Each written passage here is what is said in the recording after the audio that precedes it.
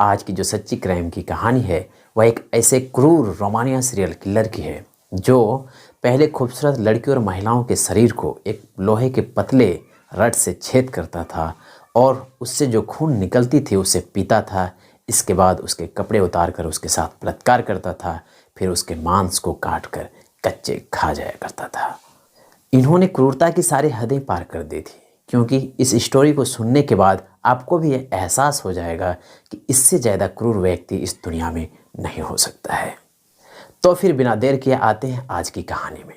तारीख था 12 अक्टूबर 1946 ईस्वी।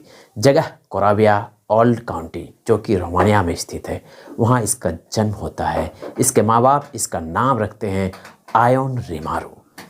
आयोन रिमारू 3 भाई बहन में सबसे बड़े थे। इसके माता पिता हमेशा एक दूसरे से लड़ाई झगड़े करते रहते थे और इसके पिता जो फ्लोरिया रिमारू थे वो हमेशा घर में क्रूरता के साथ ही पेश आते थे। 3 भाई बहन में सबसे बड़े होने के कारण आयोन रिमारू इन सारी बातों को समझ पा रहे थे, मगर इन सारे हालातों के बावजूद भी इसकी माँ आयोन रिमारू को पढ़ाने का फैसला लेती है और उसे स्कूल भेजना शुरू कर देती है। मगर इनके माता पिता का जो तालमेल था बहुत ख़राब हो जाने के कारण इसके पिता फ्लोरिया रिमारू अपने पूरे परिवार को छोड़कर बुखारेस्ट चले जाते हैं।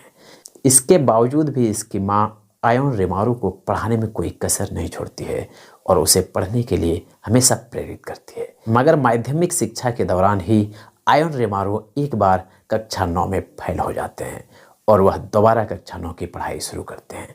मगर कक्षा 9 में आयोन रिमारू जब दोबारा पढ़ाई शुरू करते हैं उस समय अपने ही शिक्षक के एक छोटी सी बेटी के साथ यौन संबंध बनाते हुए पकड़े जाते हैं।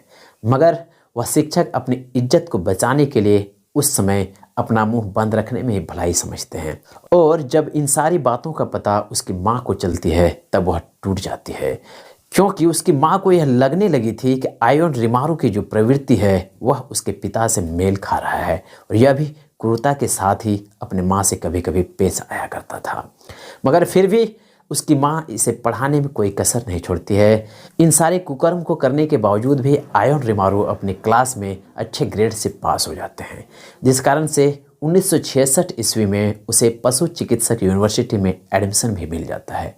और जब वह पशु चिकित्सक यूनिवर्सिटी में अध्ययन कर रहे थे उस समय आयोन रिमारू बड़ा विचित्र व्यवहार किया करते थे, क्योंकि उसके जो रूममेट थे, उसके जो सहपाठी थे, वह बताते हैं कि जब वह गुस्से में होता था तो अपने शरीर के अंग को ही काटना शुरू कर देते थे। उसके शरीर में 20 से भी अधिक काट के निशान थे।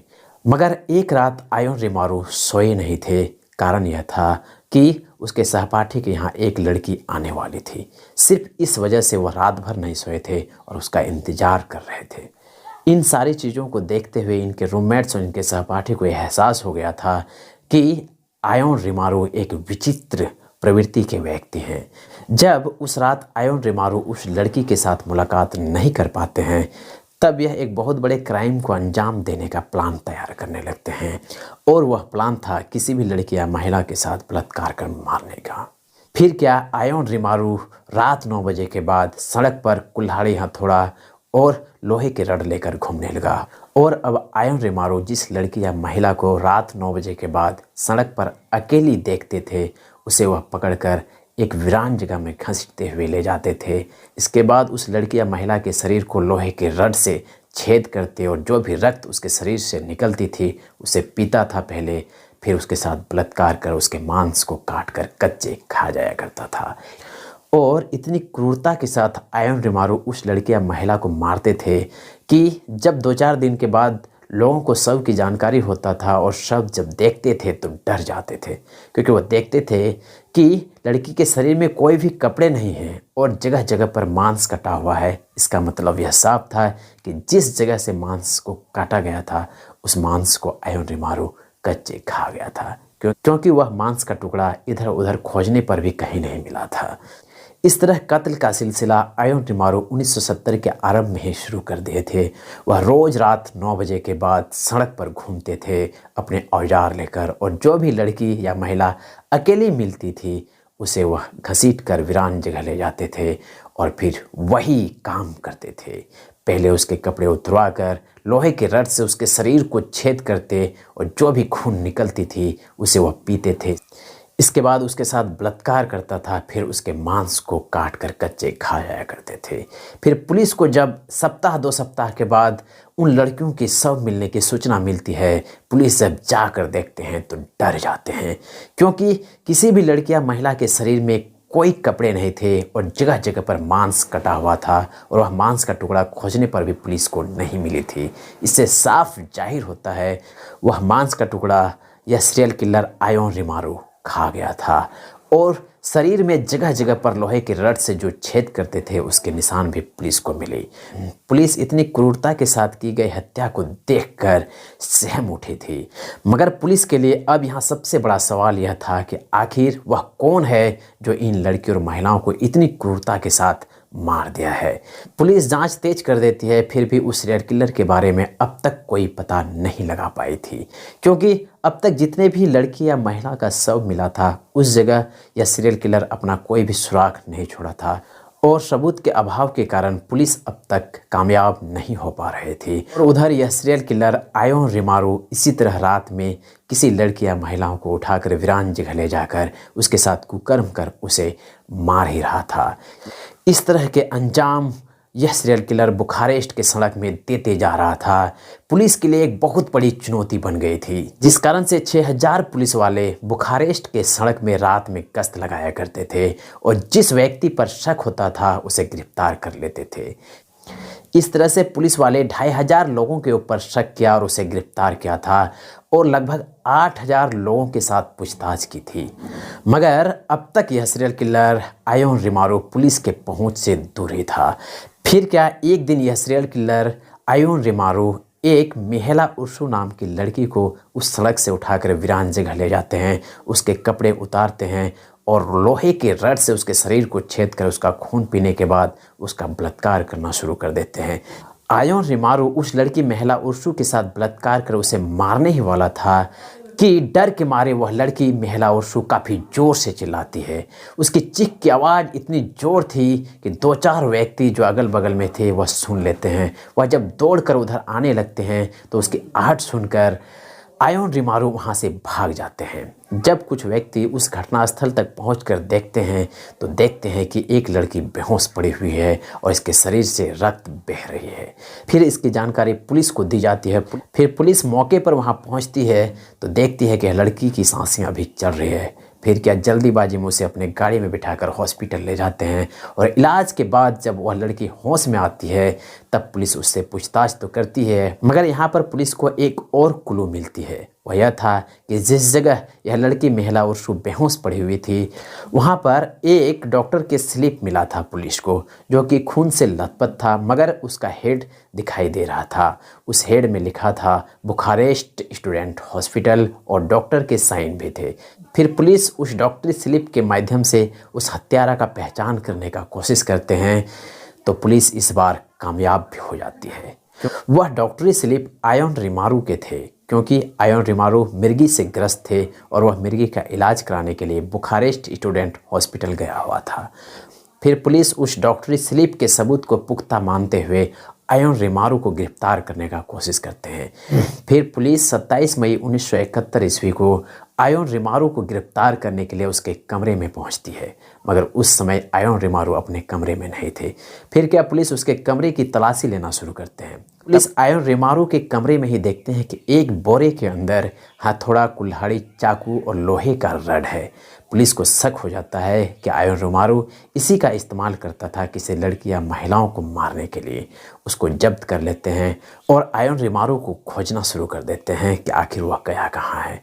अंततः 27 मई 1971 को ही आयोन रिमारू को पुलिस गिरफ्तार कर लेती है और उसे हिरासत में लेकर जब पुलिस उससे पूछताछ करना शुरू कर देती है तो आयोन रिमारू किसी भी गुनाह को कबूल करने से बिल्कुल मना कर देते हैं और वह चुपचाप ही रहना पसंद करते हैं। फिर पुलिस आयोन रिमारू से इन सारी गुनाहों को कबूल करवाने में विवश हो जाती है।